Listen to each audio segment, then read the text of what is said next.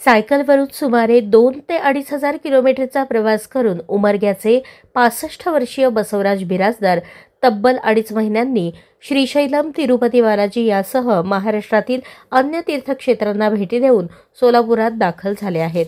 जानेवारी 2025च्या मध्यावर त्यांनी आपला प्रवास उमरगा तालुक्यातील बेटजवळगे येथून सुरू केला होता।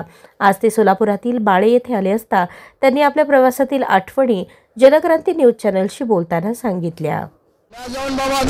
गेला गोंदावली गेला कोळंबन महालक्ष्मी कोल्हापूर ज्योतिबा बाळूमामा रिटायर्ड आळंदी देऊ कुशलकर महाराज तुकाराम महाराज सगळे ज्ञानेश्वरी भंडारा महा करून रिटर्न वापस निघालो सर अक्कलकोट गाणगापूर करत।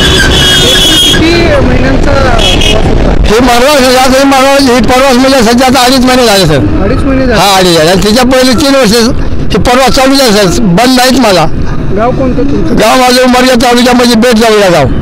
बेटजवळ हा कसा अनुभव होता तुम्ही?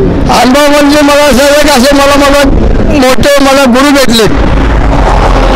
एक असं कुकाडी म्हणजे पडलेला असतो 70चं पडलं म्हणजे 15-20,000 किलोमीटर होतं मला सर।